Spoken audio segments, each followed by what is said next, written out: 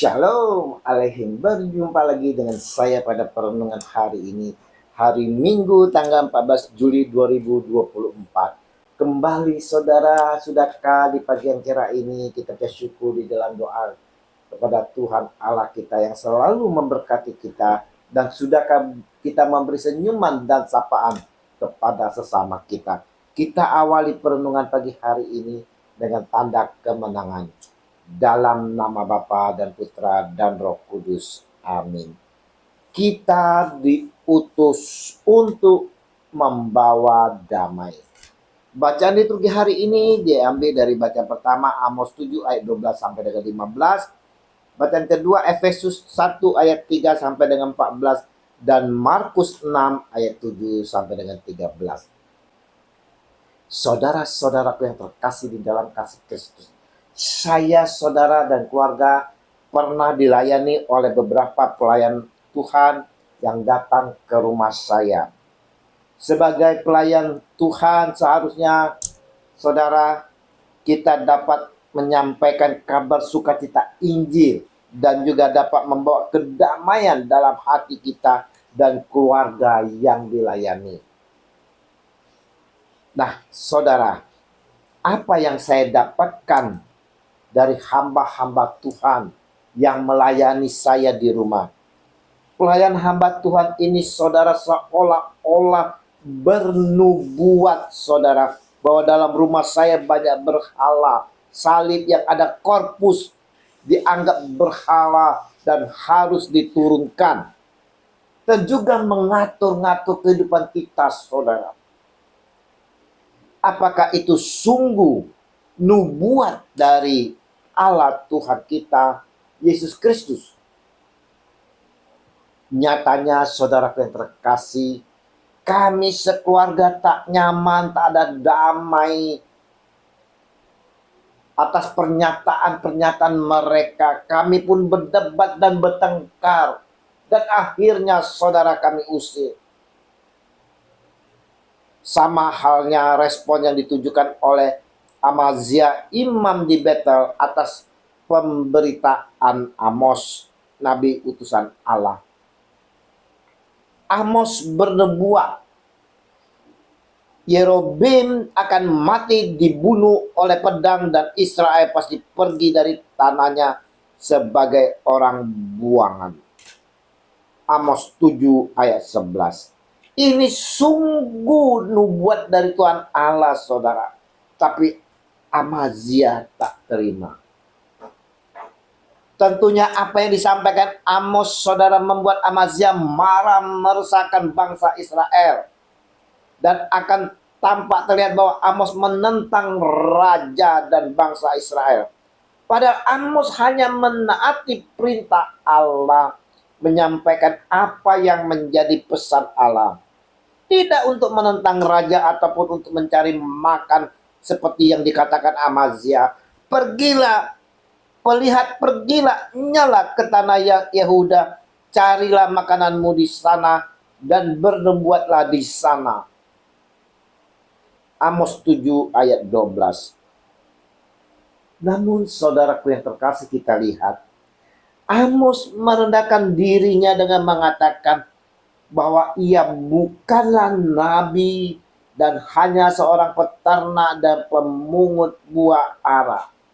Tuhan memakai dirinya, saudara, untuk bernubuat terhadap umat Allah, untuk keselamatan umat Allah. Berbeda dengan nabi-nabi yang bernubuat di istana raja dan mendapat dukungan keuangan dari kerajaan.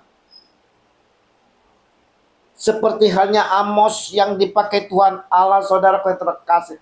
Kita semua pun, saudara, dipakai oleh Tuhan Allah. Kita semua diutus ke tengah-tengah serigala seperti yang disampaikan Yesus. Di tengah-tengah serigala inilah, saudara, tentulah akan banyak yang menentang kita, yang menolak kita. Gentarkah kita, saudara? Takutkah kita, saudara?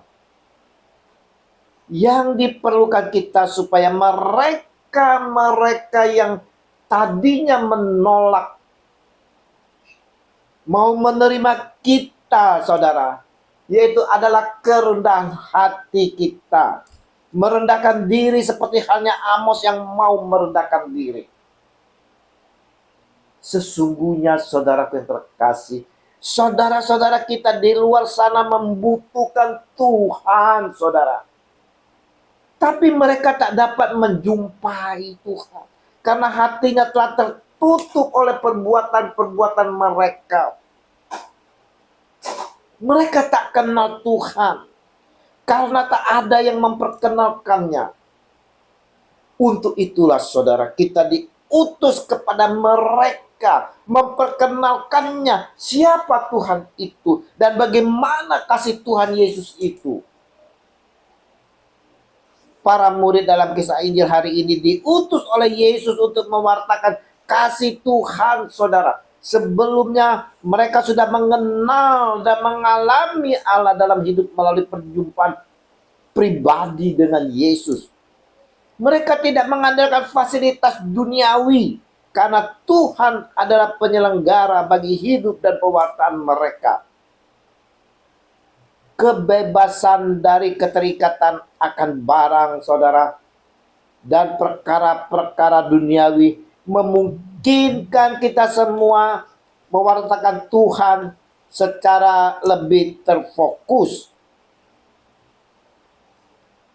Hal itu pula telah menjadi kesaksian hidup bahwa Tuhan selalu memelihara umatnya. Tuhan selalu memelihara kita semua, saudara.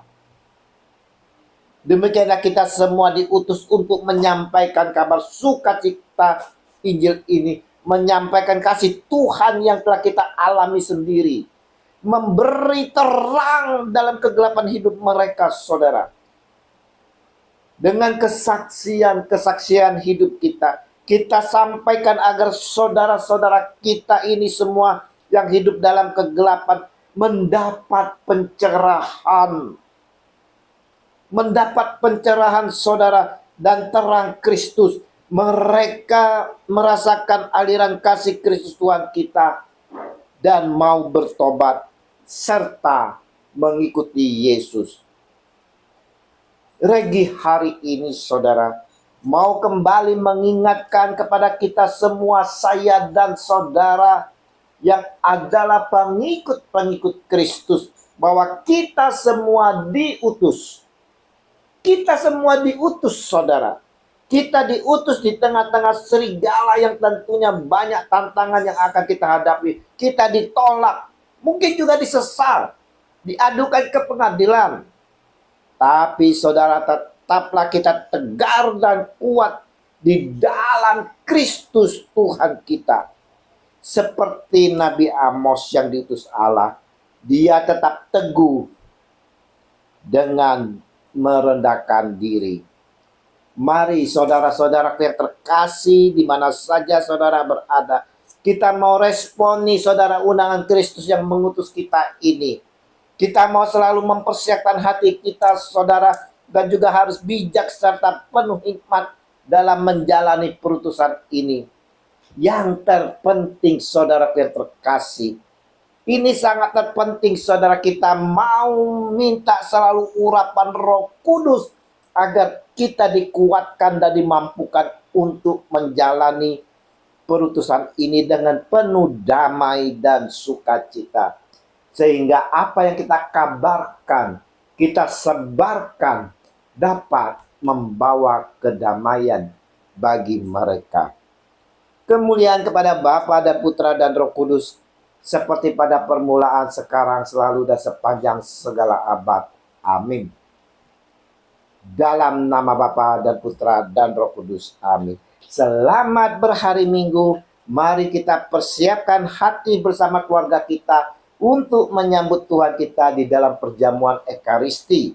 Dan terimalah perutusan karena kita diutus. Shalom Alaikum.